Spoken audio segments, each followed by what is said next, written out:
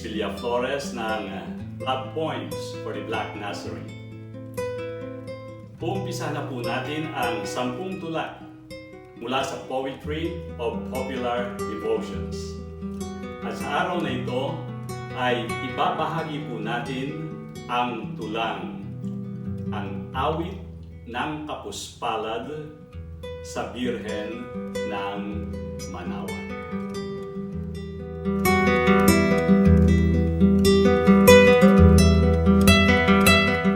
Sino sa atin ang makalilimot ng masasayang sandali na ginugol natin sa piling ng Birhen ng Manaoag?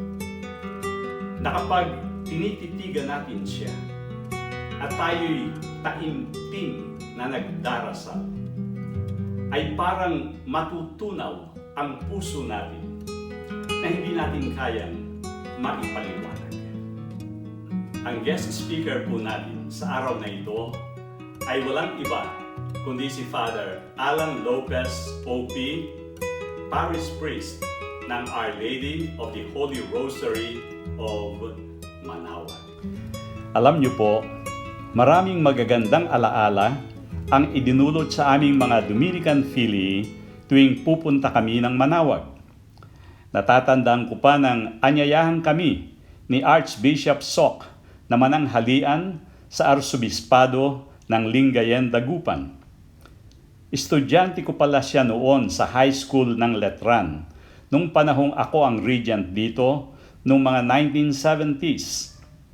Tuwang-tuwa kami kasi napakasayang kausap ni Bishop Sok at nakipagbiruan siya sa mga dating seminarista. Kinwentuhan kami tungkol kay Cardinal Sin, kay Bishop Legazpi, at pati na din kay Bruce Lee. Iginala kami sa 2 simbahan and we had a very good time. Nag-courtesy call din kami noon kay Bishop Bakay ng Alaminos. Tapos tuloy na kami sa 100 Islands sa imbitasyon mula sa isang Philly brother na si Fausto Ping Lopez. At kami rin ang kumanta sa choir sa Feast Day ng Birhen ng Manaoag. Kaya't maganda ang aming alaala tuwing pupunta kami ng Manaoag. Sa araw pong ito, umpisa na nating makapanayam ang ating mabuting kaibigan na si Father Alan Lopez. Good morning, Father Alan. Pwedeng pakibati muna ang ating mga viewers. Father Jigs, magandang maga po sa inyo at sa lahat ng ating mga taga-subaybay sa inyong programa na series of 10 poems for the Black Nazarene. Para sa unang tanong, Father, pwede bang bigyan nyo kami ng maikling kwento kung paano nagsimula ang pangalang Manaoag? Friar Jigs, nagsimula po ang Manaoag, ang bayan ng Manaoag at ang simbahan ng Manaoag, matagal na panahon na. Ayon sa folk tradition, isang hapon, isang magsasaka, middle age, galing po sa kanyang trabaho, ay pauwi na sa kanyang bahay at napadaan po dito sa lugar na ito. Ito pong lugar na ito ay hili, no? At sa kanyang pagdaan dito, tatakip silim na, ay nagpakita sa kanya ang mahal na Birheng Maria, no? Sa isang puno na nagliliwanag, no? Nandun ang mahal na Birheng Maria.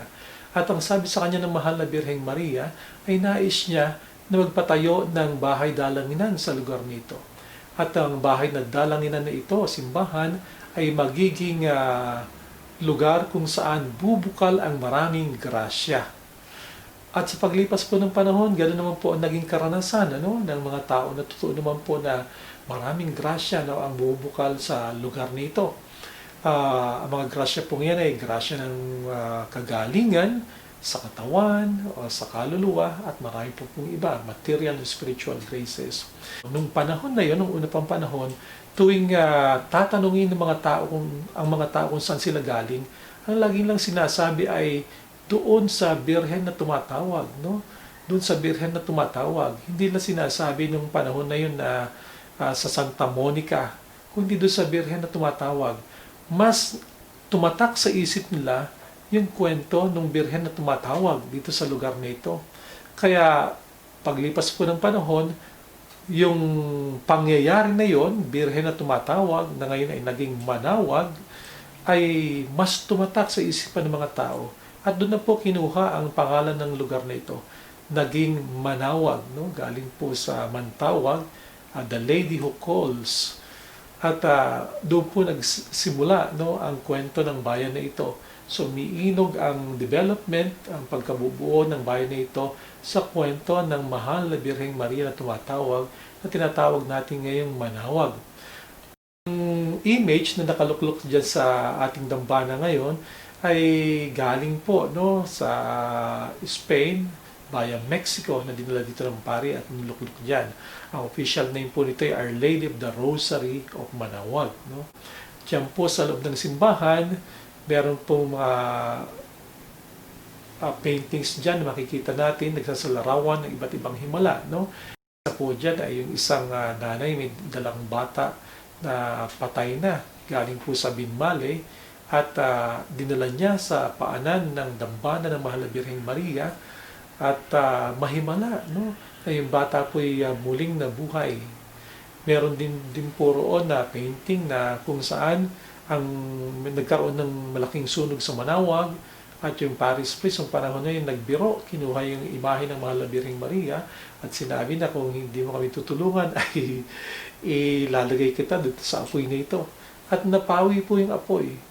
At sa kwento rin po ng matatanda, no, at sa kasaysayan, sinasabing tuwing merong plague, salot na dumarating dito sa Manawag, halimbawa po yung locust infestation, ang ginagawa ng mga tao ay nilalabas yung imahe ng Mahal na Birhen at pinuprosesyon sa mga bukid, at mahimala po na umaalis yung salot. No?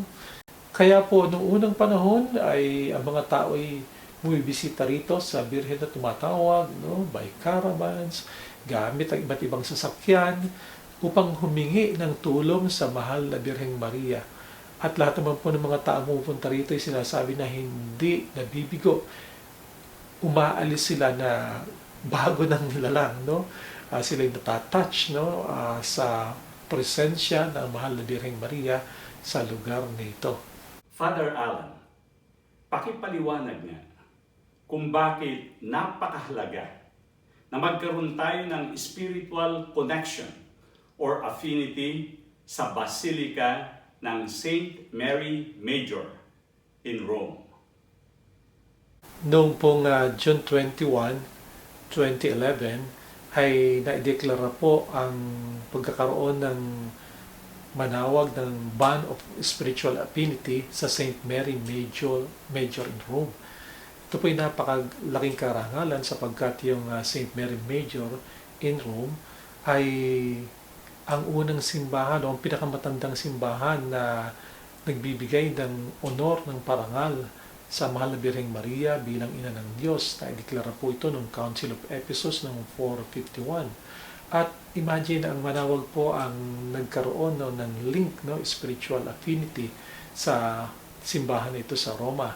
Nangahulugan po ito na kung anumang spiritual graces na natatanggap ng isang pilgrims kapag pupunta sa St. Mary Major sa Roma, ay natatanggap din po ng isang pilgrims kapag siya po ay bumibisita dito sa Minor Basilica of Our Lady of Manawag ngayon. At noong pong February 17, 2015, ay na-deklara po itong ating simbahan bilang isang Minor Basilica. Kaya po ito po ay malaking biyaya para sa ating lahat, no? At ang pagiging Minor Basilica po niya ay pagkilala na ang simbahan ng Manawag ay malaki ang naiambag sa pagpapalalim at pagpapalaganap ng pananampalataya natin bilang mga Katoliko, bilang mga Kristiyano. Para naman doon sa mga taong hindi pa nakararating sa simbahan ng Manawag. So ito, Father, yung mga first-time visitors. Pwede bang itour nyo kami sa simbahan so that they will know what to expect pag dumalaw sa simbahan ng Manawag? Fry Jigs, para po sa mga kapatid natin na gustong dumalaw dito sa Minor Basilica of Our Lady of the Rosary of Manawag, itutur ko po kayo. Samahan niyo po ako sa pagtutur ko sa inyo ngayong araw nito. Ako po ngayon nandito sa tinatawag nating patio ng ating simbahan. Sa likuran ko po ay yung mismong passage ng ating simbahan, makita ninyo. At nandito po sa gilid niya ang tore ng kampana. At dito naman po sa may kanan ko ay makikita po natin tinatawag natin na priory ng Our Lady of the Rosary of Manaoag. Ito po ang kumbento ng mga pari. At doon naman po sa may bandang kaliwa, yung pong lumang struktura roon, ang lumang kumbento ng mga pari na ngayon po'y bahagi ng Colegio de San Juan de Letran de Manaoag. No? At sa may ilalim po ng lumang struktura na yon ay ang Religious and Candle Store. Halika po kayo, papasok tayo ngayon sa loob ng ating simbahan. Nandito po tayo ngayon sa may main door ng simbahan ng Minor Basilica of Our Lady of the Rosary of Manaoag. Kung titingnan po ninyo sa ibabaw ng malaking pintuan ay nandoon po yung papal seal, no? Sapagkat tayo po ay minor basilica. At meron pong 4 na santo sa may ibabaw nitong door nito. Si Santo Domingo de Guzman, Saint Rose of Lima, Saint Catherine of Siena, at si Saint Vincent Ferrer. Nandito po tayo sa mismong loob ng Minor Basilica of Our Lady of the Rosary of Manaoag. Ito po ang aisle na patungo sa altar kung saan ang mga pari ay nagmimisa. At sa may likod po ng altar ay nandito po ang dambana ng Mahal na Birheng Maria ng Manaoag. Sa may bandang kanan po ng imahe ng Mahal na Birheng Maria ay ang imahe naman ni Santo Domingo de Guzman, ang founder namin mga Dominican. At sa may kaliwa naman po ay ang kanyang kaibigan, ang imahe ni San Francisco de Assis. Sa may ibabaw po ng imahe ng Mahal na Birheng Maria, makikita po ninyo, ay nandoon din ang imahe San Jose. Kalong-kalong din ang ating Panginoong Jesucristo. Dito po sa ibandang kanan ko, sa gilid ng simbahan, ay matatagpuan po natin ang kumbento ng mga pari. May kasama pong inner garden. Dito naman po sa may kaliwa ko, ay makikita ninyo ang Paschal Chapel. Puntahan po natin ang Paschal Chapel. Nandito po tayo ngayon sa Paschal Chapel ng Manaoag. Dito po sa Paschal Chapel, nagpapakumpisal ang mga pari. Sa makikita po natin ang mga confessionary diyan po sa gilid. At sa gitna po ng Paschal Chapel ay makikita po natin ang Santo Entierro, tinatawag na Santo Bangkay. At sa gilid po niya, nandoon din po ang imahe ng Madre Dolorosa at ng imahe naman sa kabilang gilid ay ang imahe ng Jesus Nazareno. Pasok po tayo sa loob. Nandito po tayo ngayon sa may hagdanan, paakyat sa tinatawag nating Veneration Chapel. Pero dito po maakyat ang mga deboto ng Mahal na Ina ng Manaoag para mahawakan po yung likuran ng kanyang damit, yung kanyang mantel. No? So doon po sa taas ay merong purong luhuran kung saan ang mga tao ay naguhulog din po ng petisyon, ng mga panalangin at pwede po silang magdasal sa may likod mismo ng Mahal na Ina habang hawak-hawak yung likurang damit ng Mahal na Birheng Maria. Nandito na po tayo sa may bandang likurang bahagi ng simbahan ng Minor Basilica of Our Lady of the Rosary of Manaoag. Ito po ang sakriste sa may kanan ko. At sa may likuran ko po mismo ay matatagpuan natin ang Our Lady of the Rosary Garden na kung saan pwede po tayong magdasal ng rosaryo at makapagmuni-muni kapag dumalaw po tayo dito sa Minor Basilica of Manaoag. Pagkatapos niyo po magsimba dito sa Minor Basilica ng Our Lady of the Rosary of Manaoag, karaniwan na pong ginagawa ng mga deboto ang tumuloy mula po sa simbahan at pumunta rito sa may likurang bahagi ng simbahan kung saan po sila ay nagtitirik ng kandila dito sa lugar na tinatawag nating Candle Gallery. Nandito po tayo sa lugar na kung saan tinatawag itong blessing area dito sa Manaoag. Ito po ay nasa gilid lamang ng Candle Gallery at sa blessing area na ito, doon po sa may gawin yon, ang biniblesan po roon ay mga religious articles na inyong binili o daladala dito sa Manaoag. At dito rin po sa area na ito, binabasbasa ng mga pari ang mga sasakyan.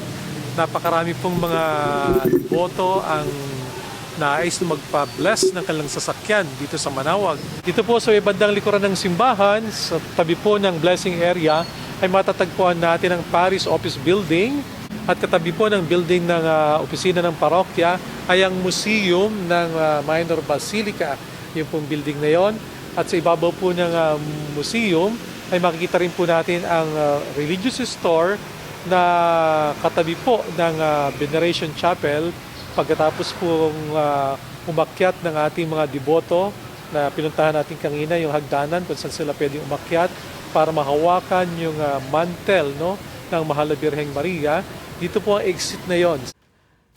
Maraming salamat, Father, for being our tour guide. Ang dami kong natutuhan, lalo na dun sa 4 na santo sa itaas ng simbahan. Dati hindi ko alam yung mga pangalan ng santo. Well, ngayon, Father, pag-usapan naman natin yung mga lugar na off-limits sa publiko. Yung hindi karaniwang nakikita sa simbahan ng Manaoag. Pwede po bang itur nyo kami dito? Fray Jigs, nandito po tayo sa receiving area ng kumbento ng mga pari dito sa Manaoag. Sa likuran ko po ay ang information center kung saan kapag yung mga bisita ay bagong dating, pwede sila magtanong sa aming mga security guards. Fray Jigs, nandito na tayo ngayon sa harapan ng booth ng Radyo Manaoag, ang aming munting radio station. Dito sa booth na ito, binobroadcast namin lahat ng mga misa at mga events na nangyayari sa ating simbahan.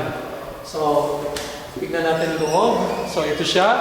Nandito si DJ Cool, ang ating radio station manager. At nanduro naman si DJ Yam. No?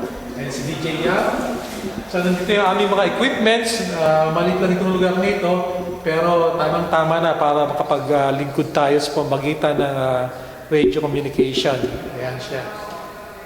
Nandito na tayo ngayon sa loob ng hardin, Father's Garden dito sa Manaoag. Sa bandang kanan ko ay ang kumbento ng mga pari. Ang lugar na ito ay pribado na, no? Hindi na to gaano nakikita ng mga bumibisita dito sa Manaoag. Ginagamit lang ito at open to the public kapag mayroong special na okasyon, katulad ng pagdiriwang ng kapistahan, anniversary. Ayan, ginagamit ang hardin na to. Dito nagkakaroon ng handaan. Dito sa Manaoag, meron po tayong tinatawag na Pilgrim Center. Para po ito sa mga bisita natin, lalo na kung marami sila na gusto mag-overnight dito sa Manaoag. Nagaganap po ito halimbawa kapag Holy Week. Grupo-grupo po, bus-bus, kuminsan isang baryo, galing Sambales ang bumibisita sa Manaoag. At pwede po lang gamitin ito para tulugan, lalo na po kapag umaambon o umuulan. So itong Pilgrim Center na ito ay basketball court din po ng mga brothers dito sa Manaoag, aming mga novices, at ginagamit din po ng mga pari para sa iba't ibang mga activities. Nandito tayo sa Dominican Novitiate of the Annunciation, ang seminary dito sa Manaoag. At kung makikita ninyo, napakaluwang din po ng lugar na ito. Ito yung medyo tago sa ating mga bisita. Hindi lagano napapansin o nakikita sapagkat nandito to sa may bandang likuran ng Minor Basilica, katabi po ng Pilgrim Center at katabi rin ng ating picnic ground, no, para sa mga bisita. At dito po ay 14 months na nag-aaral at tumitira ang ating mga novices para sa ganoon ay maihanda nila ang kanilang sarili spiritually sa kanilang paghakbang pa, pagtaas pa ng antas sa pag-aaral, na pagkatapos po rito ay pupunta sila sa Santo Domingo para ipagpatuloy ang kanilang pag-aaral ng filosofiya at teolohiya. Father Alan, bilang kura paroko ng Our Lady of the Holy Rosary of Manaoag, sa mahabang panahon na, pwede po bang ibahagi nyo sa amin ang mga karanasan nyo sa deboto ni Apo Baquet at kung ano ang mga projects nyo sa parokya?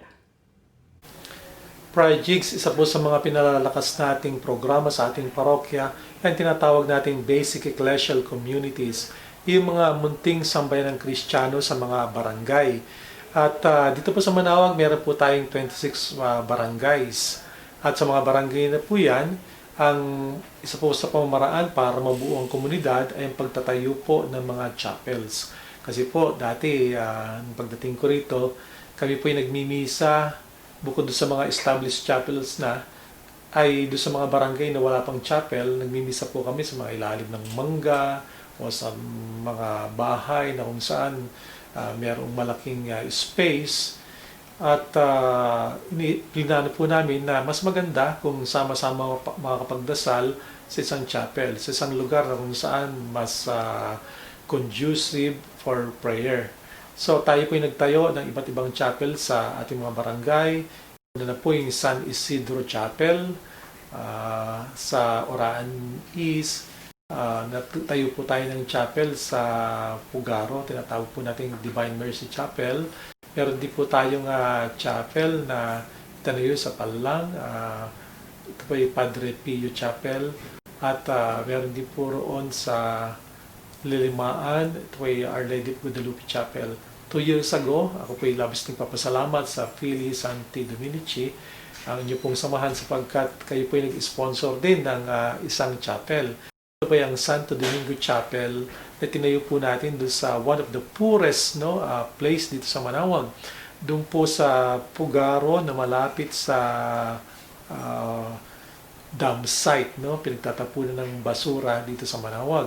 Mahirap po yung mga tao roon at sa tuwing dumadalaw po ako roon dati para magmisa, sa ilalim lang po ng mangga kami nagmimisa. Pero sa pamagitan po ng PLE, sa tulong ni Fry Mike, ay naitayo po natin ang Santo Domingo Chapel sa lugar na yon at tuwang-tuwa po yung mga tao sapagkat ngayon kapag kami po yung nagmimisa ay meron pong magandang altar, meron pong upuan at meron pong hardin sapagkat yun po isang garden chapel. Tungkol naman po sa karanasan natin sa mga pilgrims, kami po ay labis natutuwa sapagkat very positive po ang feedbacks ng mga pilgrims na dumadalaw sa Manawag.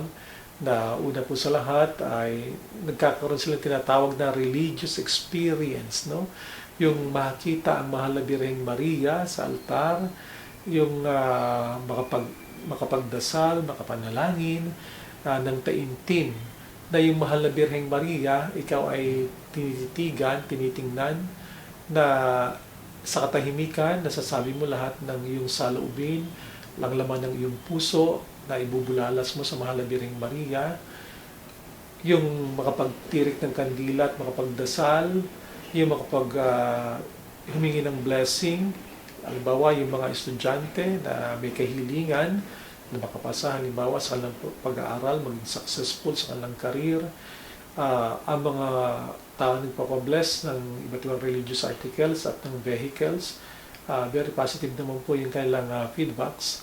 At syempre po, marami rin tayong natatanggap na sulat, galing sa iba't ibang panig ng bansa at galing sa abroad na nagpapatunay na sila nakakatanggap ng kagalingan sa Panginoong Diyos sa tulong ng mahal na ina. Isa nga po sa mga nag-sponsors ng chapel natin ay nagpunta rito sapagkat nakatanggap po siya ng kagalingan, at naipangako niya ng papatayo ng chapel. Kaya isa pong chapel na ating naipagawa, yung Padre Pio at yung Our Lady of Guadalupe ay sinagot po ng isa sa ating mga devotees, na lagi pupunta rin sa Manawag.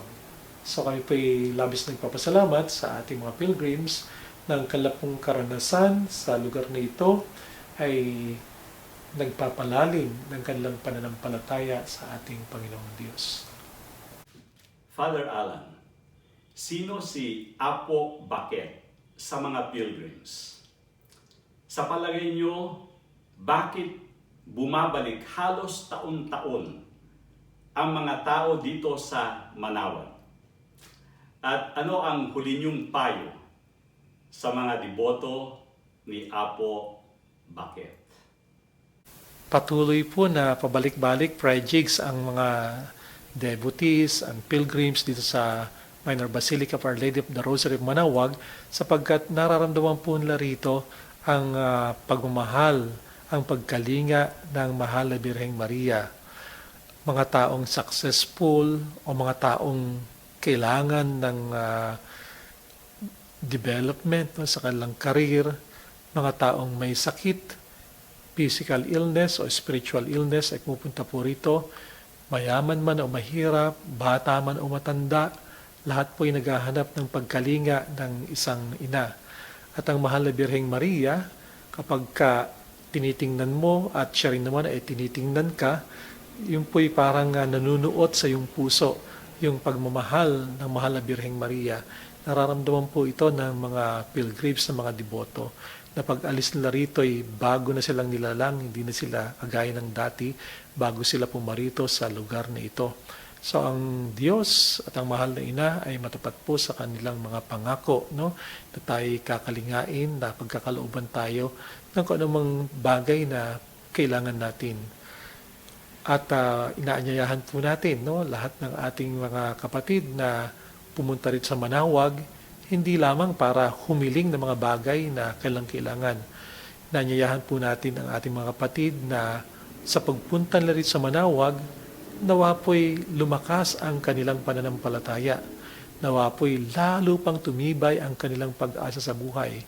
At higit sa lahat, na ang kanilang pag-ibig ay lalo po pong maging matimyas, na ang kanilang pag-ibig ay lalo pang mag-umapaw, upang sa ganoon, ang pag-ibig na kanilang nadarama ay maibahagi po nila sa kanilang kapwa, at ang pananampalataya, no, na kanilang pinalakas pamagitan ng pagdidibusyon sa mahal na Birheng Maria ay kanila rin po maibahagi sa kanilang kapwa. Ito po ang dahilan kung bakit patuloy po, no, na pumaparito ang ating mga kapatid, ang ating mga kababayan, sapagkat sa lugar na ito ay nararanasan nila ang pagpapala ng Diyos sa pamagitan ng mahal na Birheng Maria ng Manawag. Maraming pong salamat, Fray Jigs. God bless you po. Father Alan, may pa-contest tayo. Magbibigay tayo ng 5 libreng aklat ng Poetry of Popular Devotions, courtesy of the Filii.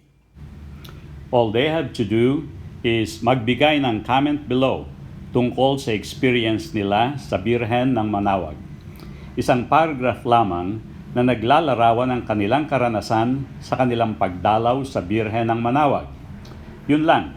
At i-announce natin ang winners dito sa Love Points for the Black Nazarene.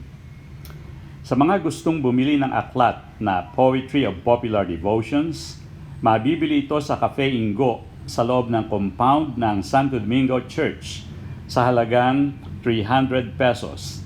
At kung malayo kayo sa lugar na ito, pwede nyo akong i-text sa aking email na jigsblacknazarene@gmail.com. Ipadadala namin sa inyo ang aklat through LBC. Ang latest addition sa guest speaker natin ay walang iba kundi ang parochial vicar ng Quiapo na si Father Douglas Badong. Abangan natin siya sa tulang Kakapit Kami sa Iyo, Poong Nazareno. Please subscribe and comment below. Kung wala po kayong account sa YouTube, nag-iwan ako ng link para i-guide kayo. See you po next week.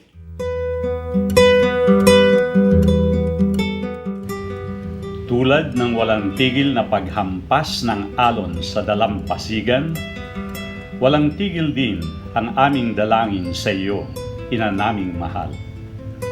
Maraming salamat po sa lahat ng biyaya at himalang ginawa niyo sa aming pamilya. Kayo po ang ina ng mga may sakit, nangangailangan at kapuspalan. Kilalang kilala na po ang inyong basilika sa buong Pilipinas at hinirang na din po kayong National Cultural Treasure ng mga Pilipino sapagkat maaasahan po ang inyong tulong.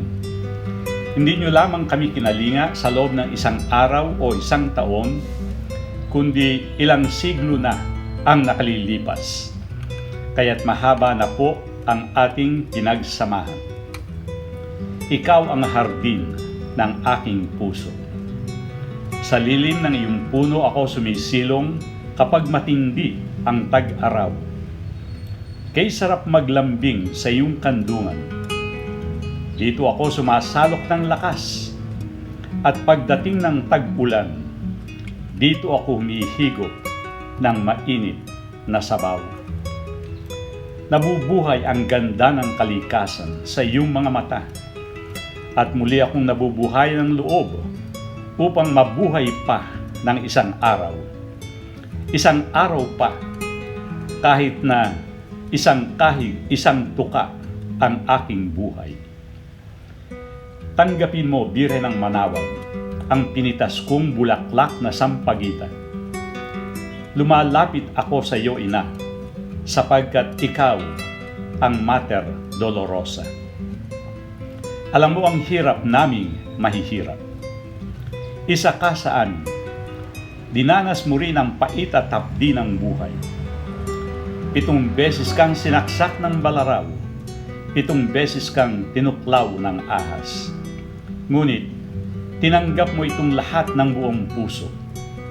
Hindi ka sumuko. Hindi ka bumigay. Sa araw na ito, Ina, turuan mo akong maging matatag tulad mo. Ako ang sugat kung bakit isinilang ang anak mo sa mundo. Ako ang sugat na kanyang pinasan.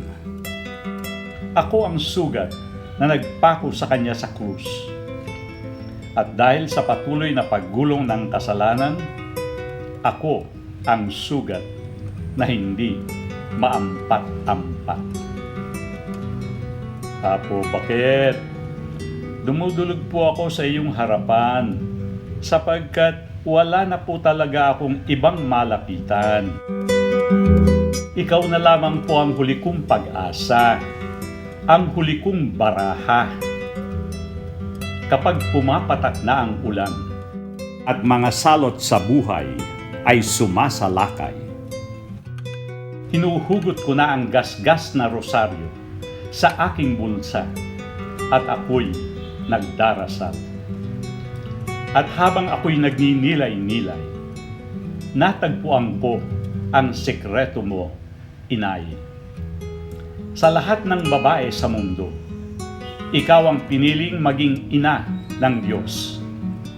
Kung ang Diyos mismo ay nagtiwalang ihabilin ang kanyang anak sa kandungan mo, sino ako upang magduda, magtanong, mag-alinlangan sa pag-ibig mo? Kaya't buhatin mo ako, Inay, at ipaghele sa iyong kandungan. Ang awit mo ay masahol pa sa mabangong sampagitan na lumilipad sa himpapawid sa 4 na sulok ng daigdig at hinihigop ang aming puso upang magbalik minsan pa sa simbahan ng Manawag sa bukas palad na kandungan ni Apo Bakit. Hindi kami natatakot sa anumang unos at salot, sa anumang gulong ng palad na darating, sapagkat ikaw ang aming tadhana. Ikaw ang aming ina. Palayain mo ang mga ibong nakakulong sa aming dibdib na puno ng takot at hinagpis. Buhayin mo ang bangkay na aking mga pangarap. Baklasin mo ang gubat ng aking pangamba at ating hipuin ang kaluluwa ng gabi.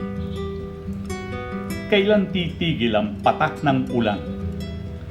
Paano ako matutulog kung pikit nga ang mata, ngunit ang puso ay gising? Tunawin mo, Ina, ang aking pag-iisa. Sa mata mismong ngiti, ang lili mo ang aming banig. Paano ko tutuklapin ang aking anino sa apoy ng araw? Kung minsan, sa aking pag-iisa, na itatanong ko sa aking sarili kung bakit ganon mo kami kamahal. At subagi sa isipan ko na nang ihabiling ka sa amin ni Jesus sa paanan ng krus, para bang ibinulong niya sa iyo, Ina, kung gaano mo kinalinga at binuhay ng iyong pagmamahal, ibuhos mo rin sa aking nilalang ang wagas mong pagmamahal. Kaya't sa araw na ito ng mga sawimpalad, bago ako tuluyang malagutan ng hininga, buong galak kong isisigaw sa mundo na ang tangi kong himlayan ay ikaw. Ang puso mo, Inay, ang puntod ko.